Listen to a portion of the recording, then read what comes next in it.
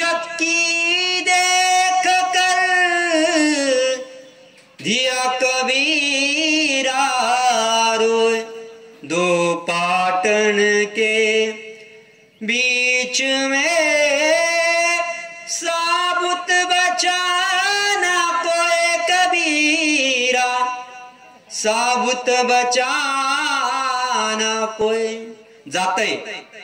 परवाच्या दिवशी माय माऊल्या तिथं साखर दळत होते. आता तो प्रकारच राहिला नाही. आम्हाला बघायला लहानपणी मिळायचा, आता काय मिळत नाही.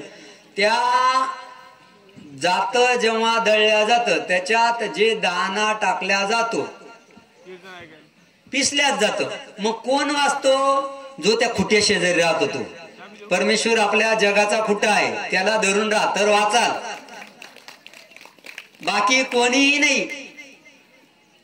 म्हणून आपल्याला जाणीव झाली पाहिजे. आणि सगळ्यांना जाणीव होते असं नाही. ज्याला जाणीव होते, ज्याला मरण समय कळतो आणि जो देवाच्या मार्गावर निघतो तोच या संसारातून वाचू शकतो. दुसरा कोणी वाचू शकणार नाही. आणि तुम्ही सगळे वाचणार आहे, सगळे दीक्षा घेणार आहे असं मी देवाला सांगतो. कोण शेवटी घेईल, कोण आता घेईल, कोण नंतर घेईल. काल 2 दीक्षा झाल्या, आज 2 आहे, उद्या 2 आहे. 6 जीव धर्माला लागले ना, सगळ्यांसाठी टाळ्या झाल्या पाहिजे जे घेणार आहे.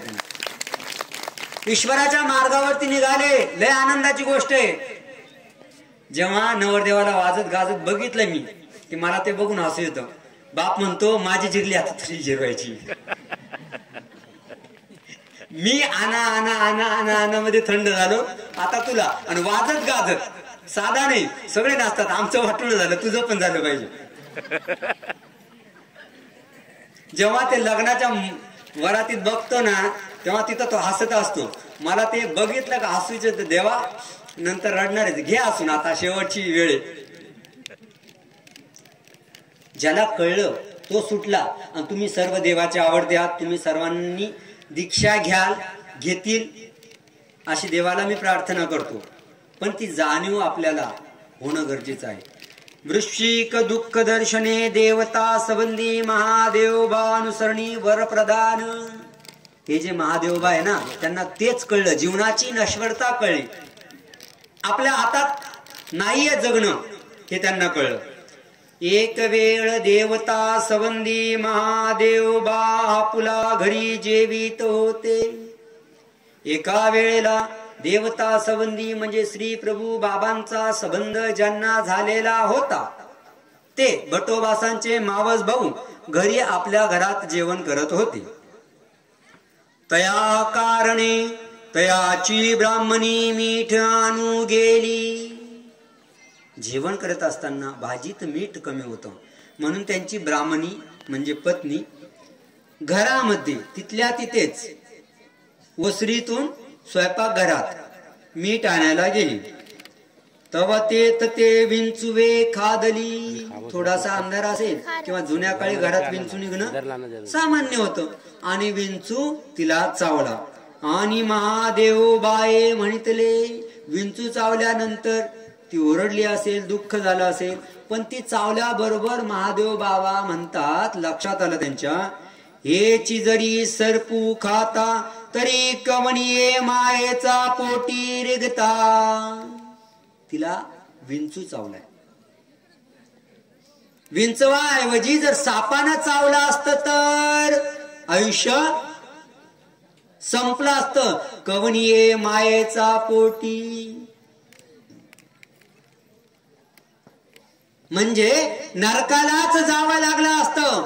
आणि मग माता अकाईसे महादेवबा आणि तयाची ब्राह्मणी ऐसे तिघे भटोबासा पासी आली. जीवनात कुठल्याही वेळेचा काहीही भरवसा नाही.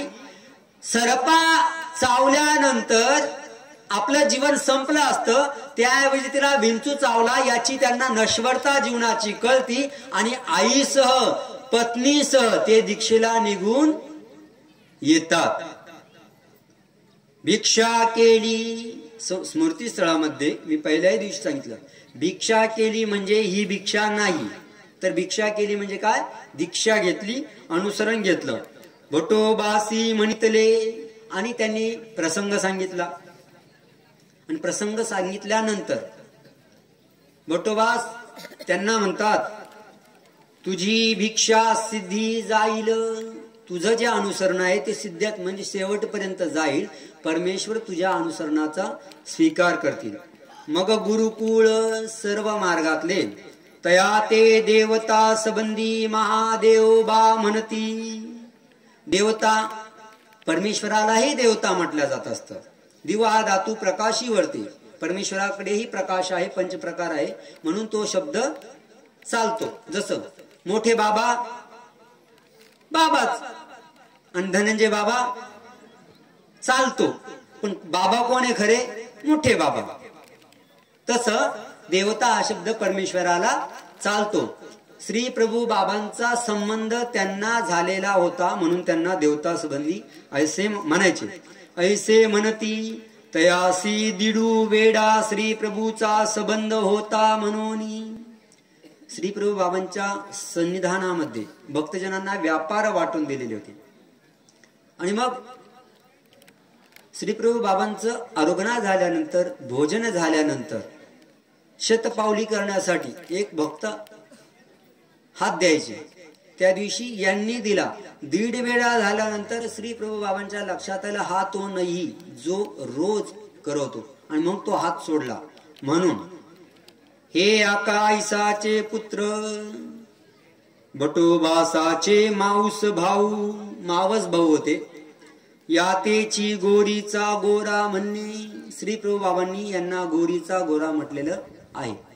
आता या ठिकाणी सगळ्यांना असा योग येत नाही. विंचू चावला, त्यांना जाणीव झाली. ज्याच्यावरती परमेश्वराची कणव असते त्यालाच असा योग येतो. जर तुमचं संसार नीटनेटका झालेला आहे, मुलाशी पटत नसेल, सुनेशी पटत नसेल, सतत असं होत असेल, तर समजायची आपल्यावरती परमेश्वराची कृपा आहे.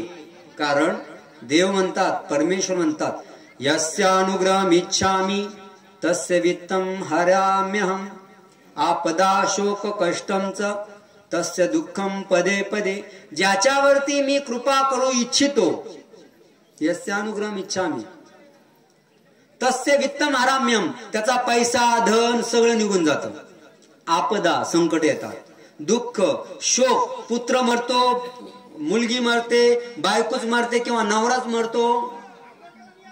तस्य दुःखम पदे पदे, पदा पदाला देव म्हणतात. असा सोडत नाही का, याच्यात जीव आहे का, त्याच्या जीव आहे, चला इसका पत्ता कट, मग येतो. जर सुनेशी भांडण होत असेल, साधं नाही दणकावून, तर समजायचं देवाने बोलवलं आहे. आणि तरीही जर कळत नाही, तरीही जर कळलं नाही, तर देव म्हणतो आता गती वाजत नरकाला. म्हणून देवाला प्रार्थना करायची आहे, नको देवता हस्तकी देऊ दत्ता, तया की वणाही मला हीच चिंता. परमेश्वराला प्रार्थना करत राहायचं आहे.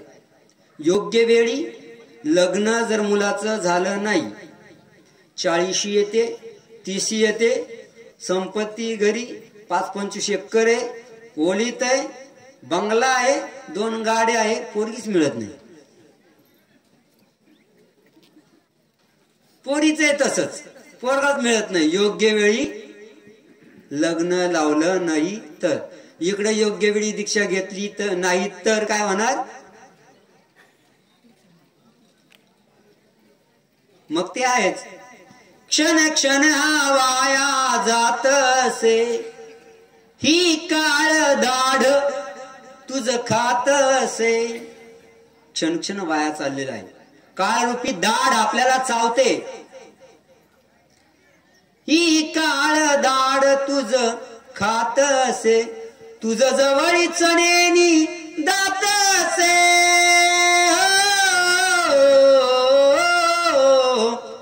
तुझ जवळीच नेनी दात असेही काळदार तू फोड आता ही माया ममता तोड आता हा संसार सारा सोड आता तुझी वाट पाहतो स्वामी सखा त्यासी नाते जोड आता ही महादेव वासांना कळलं की विंचू ऐवजी जर सापानं तिला चावलं असतं जागेवरती गेली असती ना, कारण मीठ आणाय कोणासाठी गेली होती? माझ्यासाठी.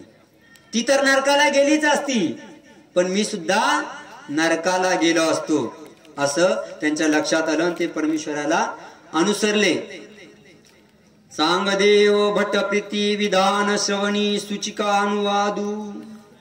चांगदेव भट्टांनी प्रेमाचं पालन केलं समोरच्यांच्या, म्हणून प्रीती पाळल्याचं विधान भट्टोबासांनी केलं. काल तसंच झालं. प्रत्येक जणाला तिळगुळ घ्या, गोड गोड बोला. तिळगुळ मी सुरुवातीला 2-4 घेतले, आता तिळगुळ यायचं थांबनाच. प्रत्येक म्हणून बाबा एक तरी खा, एक तरी खा, एक तरी खा. शेवटी एक तरी खा, एक तरी खा म्हणलं. आता हे यांचं प्रीतिविधान सांगता सांगता मी इतका गोड व्हायचं की शेवटी डॉक्टर म्हणायचं तुम्ही लयच गोड निघाले बा, मुंगळीच लागणार तुम्हाला. तिळगुळ घ्या, गोड गोड बोला. तिळगुळ घ्या, गोड गोड बोला. शेवटी एका आजीला म्हटलं, आई तुमचा नामचा बांध काय शेजारी नाहीये, शेजारी घर पण नाहीये, त्यामुळे मी तुमच्याशी गोडच बोलणार, पण तिळ नका देऊ. आता आपल्याला प्रेमाचं पालन करायचं आहे. पण बाबांना आग्रह करताना जसं आम्ही वाढायला जात असतो, आम्हाला बरोबर कळतं समोरच्याचं पोट किती भरलंय. तू कसं का बाबा? तो सुरुवातीला चालत नको बाबा कशाला, हात इकडे राहतो बरं का. एक गुलाबजाम घ्या, नको बाबा राहू दे, नको ना, हात इकडे राहतो. मग तेव्हा आम्ही एक ठेवून देतो. पुन्हा एक नको बाबा, तेव्हा कळतं एक अजून चालेल. मग पुन्हा असा एवढा राहतो, नको बाबा इथून गॅप राहतो. पुन्हा एक चालतो. तो जेव्हा असं करतो नको ना बाबा, मग कळायचं आता खरंच नाही पाहिजे. हे ओळखायचं असतं. म्हणून प्रीती विधान करत असताना, समोरच्याचं मन सांभाळत असताना जर आपलं पोट खराब होत असेल, एका मर्यादेपर्यंत आपण आग्रह प्रेम दाखवायला हरकत नाही. नंतर आपण असं सांगू शकतो तुमच्या उपयोगाने. एका आईला म्हटलं नाही आई, त्यांनी बिचारीने प्लॅस्टिकची पिशवी आणली, त्या पिशवीत बांधून दिला, संध्याकाळी आम्ही खाल्ला. हे ऑप्शन आहे. चांगदेव भट्टांनी 7 वेळा 7 जणांचं भोजन केलं. एक वेळ चांगदेव भट 7 वासनिकाचे जेविले. 7 जणांच्या घरचं जेवण केलं. मग भिक्षा करुणी गंगे जेविले. पुन्हा 7 जणांच्या घरी थोडं थोडं खाल्ल्यानंतर भिक्षेला गेले. भिक्षा करून गंगेवरती जेवले.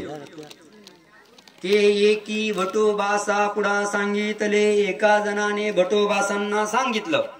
भटोबासी ऐकोनी म्हणितले. ते ऐकलं आणि भटोबास म्हणाले, तो सूचकू चांगदेव किंगा. समय सूचक चांगदेव आहे. एकी वासना तो तोषू चांगदेव किंगा. संतुष्ट करणारा चांगदेव आहे. हे चांगदेव भट्ट तेच जे स्वामींच्या सन्निधानामध्ये होते, ज्यांना स्वामींनी सांगितलं बाबा रे माझ्या सन्निधानातून घरी चालला, दिवसभर माझी आठवण कर. नाही दिवसभर, अर्धा दिवस कर. नाही अर्धा दिवस 6 तास कर. नाही 6 तास 3 तास कर. नाही 3 तास 3 वेळा तरी कर. किती पर्याय दिले देवाने, आणि त्याच्यात आपली बोंबच असते. देवाने पर्याय खूप दिलेले आहे, पण त्याचा पाहिजे तसा स्वीकार करत नाही. पण देवाबद्दल जर आवडी असेल, ज्ञानाची गरज आहे का? हो, खूप गरज आहे. पण ज्ञानापेक्षा प्रेमाची जास्त गरज आहे. ज्ञान म्हणजे पायऱ्यांनी वर चढत जाणं, आणि प्रेम म्हणजे लिफ्ट मध्ये जाणं. कोणतं सोपं आहे? बाबा एकदा गेलो आम्ही, मी लहानपणी एकदा मुंबईला गेलो एका घरामध्ये. तिथं लिफ्ट होतं, काम काहीच नव्हतं. खालीवर खालीवर खालीवर, वरती जाऊ दे ना. तो जो होता त्या, मी लहानच होतो, त्याला वाटलं मजा आहे, पण 2दा 3दा झालं तो म्हणे बस करू अभी बहुत हुआ. का? काहीच वाटत नाही, फक्त सुरुवातीला थोडा झटका बसणार, चालले, आता तर झटके बसत नाही. पण त्या लिफ्ट पर्यंत जाणं खूप अवघड आहे.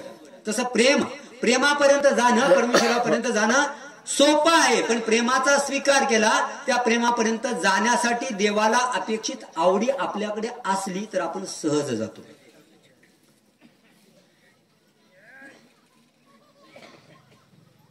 तुला पाहुनी रिंगणीचे तुला पाहुनी रिंगणीचे फूल फुलत गेली, तव दृष्टीचा परिस लागला सोन्याचे झाले दयाळा, सोन्याचे झाले. नाव आहे लाईसा. देवाने नाव काय ठेवलं? साधा. देव झोपलेले आहेत. देव झोपलेले असताना येऊन देवाचं पूजन करते. बाईसा रागवतात, अगं काहीतरी बघ ना. आम्हाला जेवण करताना एखाद्या येतं आणि संकल्प सोडायचं म्हणतं, दक्षिण द्यायचं, थोडस आई थांबा, नाही करू द्या. मग त्यांचा भाव, बरं ठीक आहे. मग कोणते राग, अगं थांब थोडस, काही एवढी काही घाई आहे का, जायचंय का नाही. पण ते त्यावेळेस भाव असतो. स्वामींनी नाव ठेवलेलं असं आहे साधा. तिचा फक्त नावाला साधा नाही, ती भावाने सुद्धा साधी आहे. विधी कोणता कसा करावा, कधी करावा, काही जाणीव नाहीये. पण माझा परमेश्वर आहे, माझा देव आहे, संपला. म्हणून रिंगणीचं फुल सुगंधी नसूनही सुगंधी झालं, सोन्याचं झालं. सोन्याचं होण्यासाठी त्यात जो भाव होता ना, तो सोन्याचा होता. ही भाग्यवान जीव आहे ना, तेच देवाच्या सन्निधानात जातात. आपल्यासारख्या नाही जात, जाणार नाही. देवाला अपेक्षित असणारी भक्ती आपल्याकडे नाहीये, कमी पडतो आपण त्या भक्तीमध्ये. साधनकडे होती. भाव इतका उच्च होता, इतका उच्च कोटीचा होता की देवाला प्रसन्न करण्याचं सामर्थ्य साधाईसांच्या वागण्यात, साधाईसांच्या दृढ निश्चयात होतं. आमचे सर्वज्ञ जीव उद्धरणी अवतार होते. ते प्रसन्न होत होते. पण वेडेपिसे असणारे श्री प्रभू बाबा देखील साधनांनी प्रसन्न केले. आपण दाढेचा विशेष वंदन करतो ना, तो फक्त साधाईसांमुळे मिळालेला आपल्याला. एकदा साधाईसा आपल्या चारठाणा या गावला अंगण झाडत असते. अंगण झाडत असताना रिद्धपुराहून, परमेश्वरपुरावरून काही भक्तजन येतात आणि भक्तजन आल्याबरोबर साधेला विचारतायत, साधात यांना विचारतायत, का रे बाबा परमेश्वरपुराहून, रुद्धपुराहून आलास? ते म्हणतो, हो माते, रुद्धपुराहून आलो. श्रीप्रभू बाबा, परिवार सगळे बरे आहे का? कसले बरे? का, काय झालं? अगं गेल्या 10 दिवसांपासून श्रीप्रभू बाबांनी अन्न पाणी ग्रहण केलेले नाहीये, जीवन भोजन आरोग्य केलेले नाही, पाणी सुद्धा पिलेले नाहीये. सारखे पहुड स्वीकारलेल्या, पडून राहिलेले, झोपलेले आणि अन्न पाणी ग्रहण केलेलं नाहीये, पडून आहे हे ऐकल्याबरोबर साधाईसांच्या अंगात शिरशी असं वियोग दाटून येतो. अरे बापरे, परमेश्वराचं 10 दिवसापासून उपोषण धरलेलं आहे, उपाशी आहे आणि मी खुशाल संसारामध्ये रमलेली आहे. त्या वाक्याबरोबर हातातला झाडू टाकून देते आणि तडक रुद्धपूरच्या मार्गाने निघते. ना चपला घेते ना काही सामान घेते. माझा श्री प्रभू बाबा 10 दिवसांपासून उपाशी असताना मी संसारामध्ये 3 टाइम खाते, मस्त संसारात राहते, माझ्या जगण्याला अर्थ काय? तडक श्री प्रभूंच्या भेटीला साधा निघते. खूप वेळपर्यंत चालत राहते. रात्री एका घरी थांबायला लागते. तिथली ब्राह्मणी थांबू देत नाही. नकार देत असतानाही त्यांच्या ओसरीला साधायसा मुक्कामास राहते. दुसऱ्या दिवशी उठते, रिद्धपूरच्या रस्त्याने निघते. सोबत काही नाही, जेवणाची व्यवस्था केलेली नाहीये. कसलीच नाही, फक्त एकच तळमळ आहे. श्रीप्रभू बाबा उदास आहे, त्यांना भेटायला हवं आणि निघालेले आहे. कोणी रस्त्याने काय दिलं पटकन ते खायचं आणि पुढे चालायचं. 1 दिवस झालाय, 2 दिवस झालाय, पायात वाहन नाही आणि 6वा दिवस झाले, 7वा दिवस झालेला आहे. 8व्या दिवशी उठते आणि निश्चय करते, संकल्प करते, आज काहीही झालं तरी श्री प्रभू बाबांच्या ताटातला ताट प्रसाद मिळाल्याशिवाय भोजन करणार नाही. पाणी सुद्धा श्री प्रभू बाबांचे चरण धुतलेले पाणीच ग्रहण करील. नाही काही झालं तरी चालेल, प्राण गेला तरी बेहतर. तडप आहे, दुःख आहे, श्री प्रभू बाबांबद्दल प्रार्थना आहे. देवा, सर्वज्ञ श्री चक्रधर स्वामी मला सोडून गेले, त्यांनी साधाईसा हे नाव दिलं, माझी रिंगणीची फुले त्यांनी स्वीकार केली. तुमच्या सन्निधानातही मी अनेकदा आले, परंतु तुम्ही नाराज का झाले? माझं चुकलं का? मी संसारात राहिले म्हणून तुम्ही नाराज आहात का? तुम्ही मला का निराधार करून जात आहात?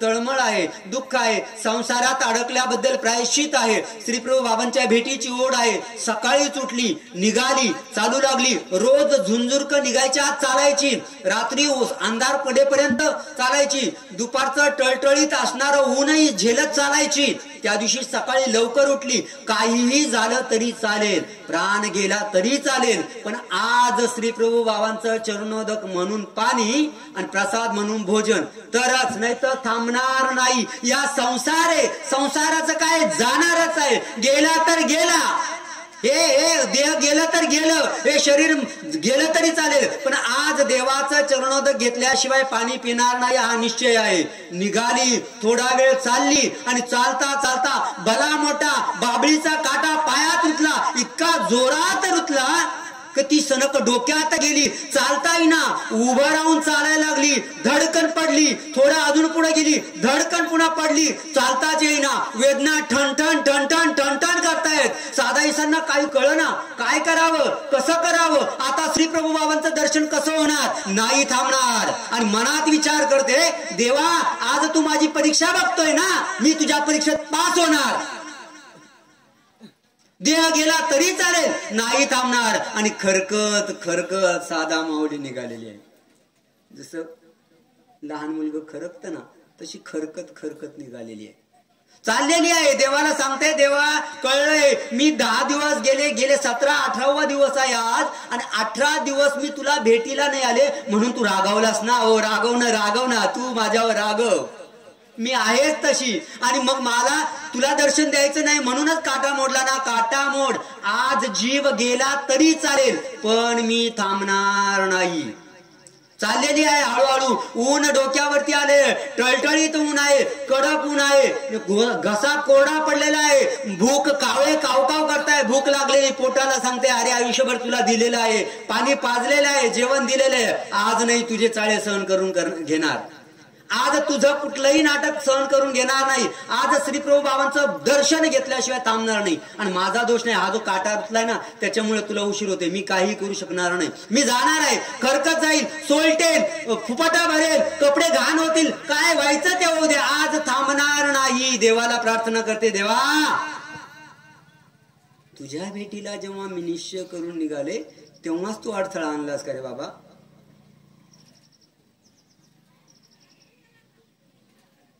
ऊन आहे, काटा रुतलाय, भयानक रुतलेला आहे. आजपर्यंत आयुष्यात काटे रुतले नाही का? रुतले, पण एवढा भयानक आजच का रुतावा? तुझ्या दर्शनाला येतानाच का रुतावा? का भांडतोय तू माझ्याशी? तुझा माझा देवा करे वैरकार, तुझा माझा देवा करे वैरकार, दुःखाचे डोंगर दाखवीसी, तुझा माझा देवा.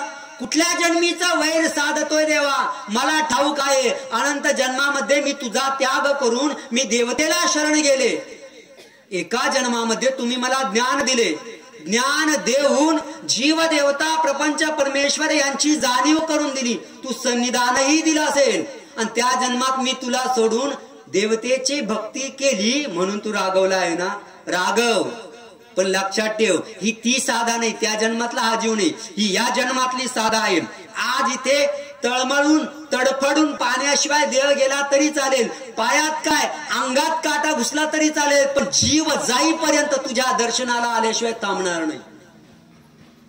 जिथे जीव जाईल ना तिथून तुझी जबाबदारी, पण जोपर्यंत माझ्या देहात जीव आहे, प्राण आहे, तोपर्यंत मी थांबणार नाही. आणि निघालेली आहे, खरकत निघालेली आहे, चालते, ऊन आहे, घसा कोरडा पडलेला आहे, भूक लागलेली, कशाचंच भान नाही, फक्त श्रीप्रभू बाबांच्या लीळा आठवते. देवाने एक दिवस लाखाची भाकर स्वीकार केली, अशा श्रीप्रभू बाबांच्या सगळ्या लीळा आठवत आहे. स्वामींबद्दलही दुःख होत आहे की माझा सर्वज्ञ श्री चक्रधर स्वामी सोडून गेला, मला अनाथ केलं, पण अनाथ करताना तुमच्या सांभाळी करून गेलाय, आणि तुम्ही आता अनाथ करा. नाही, मी तुमच्या अगोदर जाईन, नाही तर तुम्हाला प्रवृत्ती भंग करायला लागेल.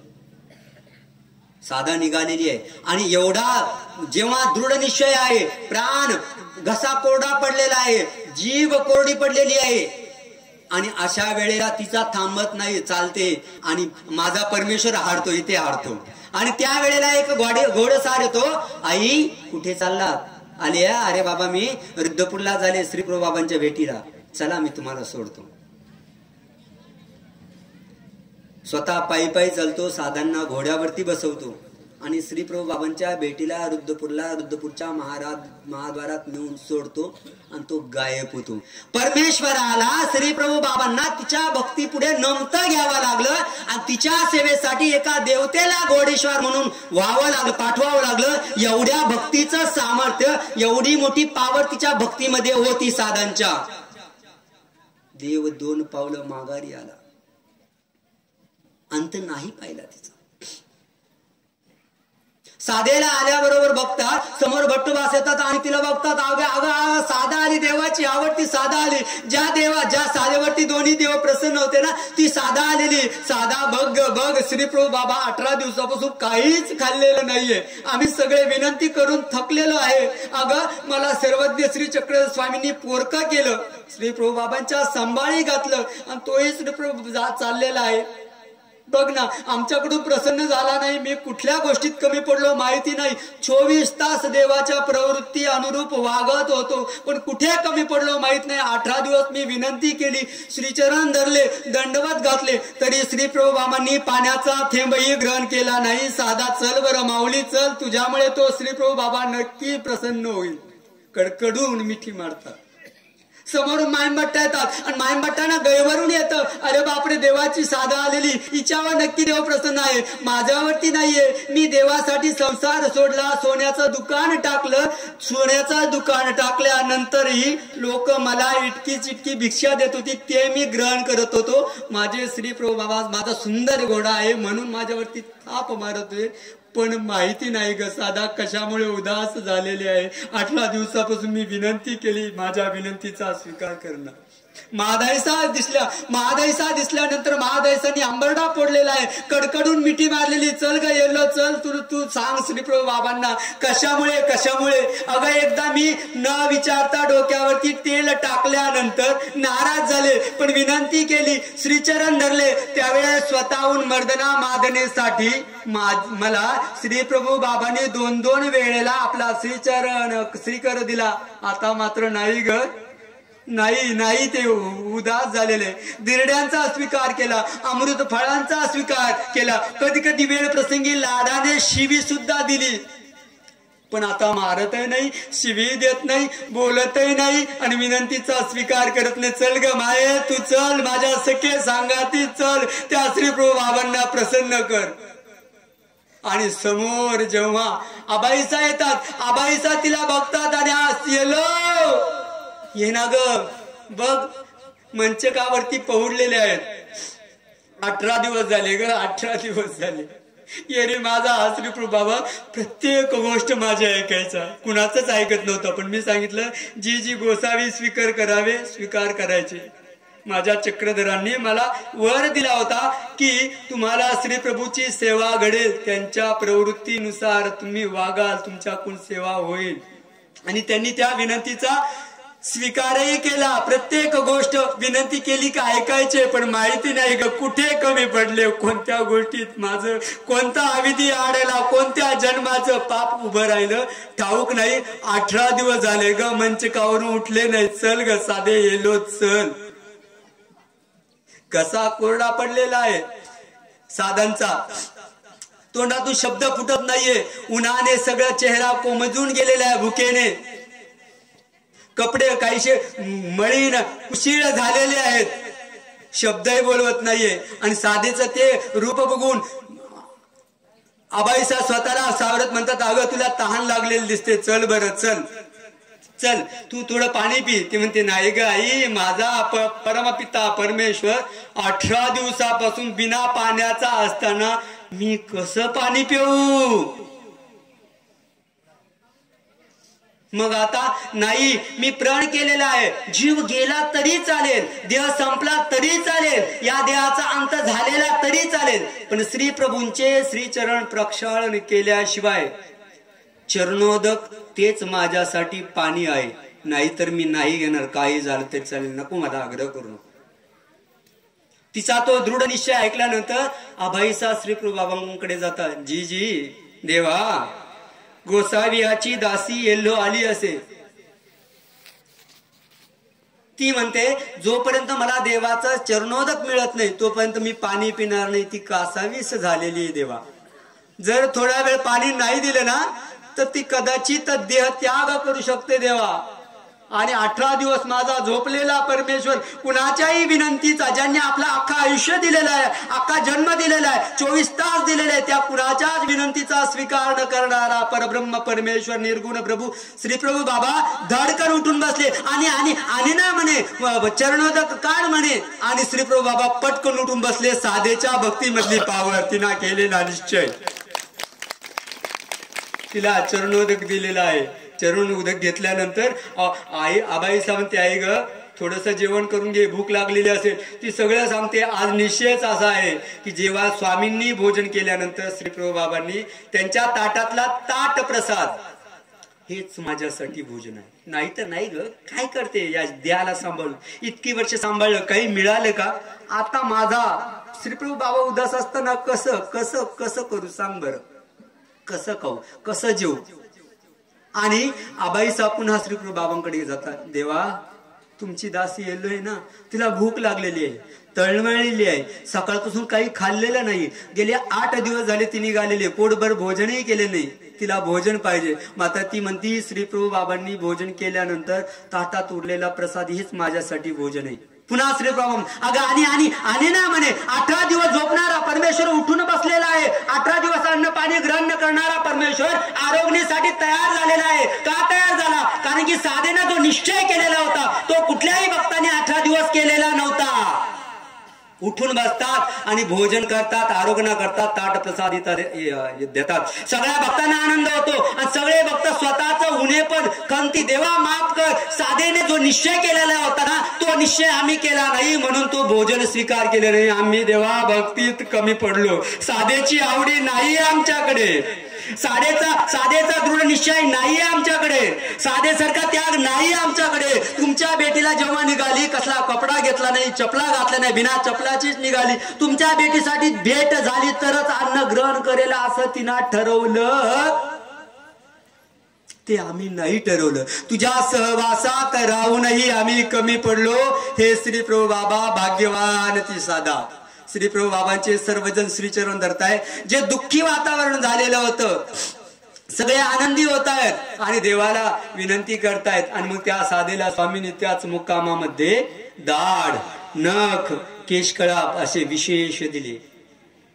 धन्य ती साधा माता, जिला देवाला प्रसन्न करण्याचं माध्यम माहिती होतं. देवाला अन्नपाणी खाण्यासाठी कुठेतरी मजबूर केलं, एवढा दृढ निश्चय केला, एवढा देवावरती विश्वास दाखवला, नाही देव नाहीये तर मी नाहीये. देवाशिवाय माझं जगणं व्यर्थ आहे. 18 दिवस भोजन केलं नाही आणि मी खुशाल खाते.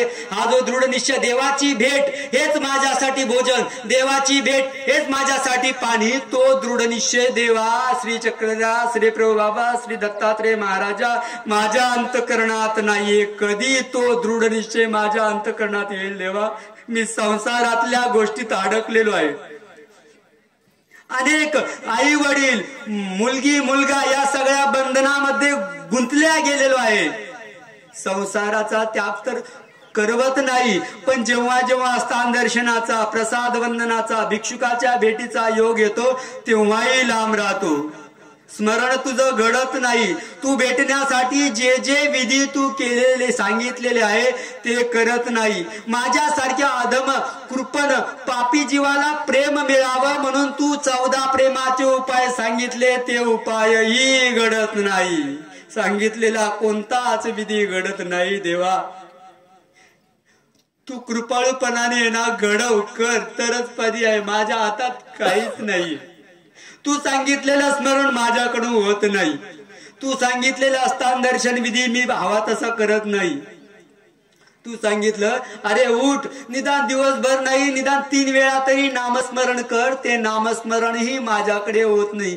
गाठी घेऊन बसलो का नको नको त्या गोष्टी आठवतात, ज्या कधी आयुष्यात घडून गेलेल्या असतात त्या कधीच आठवत नाही, त्या सुद्धा त्याच वेळेला आठवतात. मन भरकटतं. स्मरणाला बसलो का जणू कधी एखाद्या वनात, अरण्यात, स्मशानात नेऊन टाकले असं वाटतं. तुझ्या स्मरणाची गोडी नाही, तुझ्या लीला श्रवणाची गोडी नाही, तुझ्या नामाची गोडी नाही, तुझ्या वासनिका गोडी नाही, तुझ्या भिक्षुकाची गोडी नाही, तुझ्या प्रसादाची गोडी नाही, तुझ्या ज्ञान श्रवणाची गोडी नाही. हे शरीर तुझ्या कुठल्याच गोष्टीला उपयोगी जात नाही. माझं मनही देवा उपयोगी जात नाही. म्हणून हे साधन दात्या परब्रह्म परमेश्वरा सर्वज्ञ श्री चक्रधरा राया माझी हात जोडून साष्टांग दंडवत घालून प्रार्थना आहे. तू कृपाळू आहे. साधेवर जसा कृपेचा वर्षाव केला, तिच्या भक्तीने प्रसन्न झाला, तशी त्या साधा माऊलीची भक्ती माझ्या अंतकरणात येऊ दे, माझ्या वागण्यात येऊ दे आणि माझ्यावरतीही तू देवा प्रसन्न हो. मला वर दे माझ्या चक्रधरा. माझी विनंती आहे, दंडवत करतो.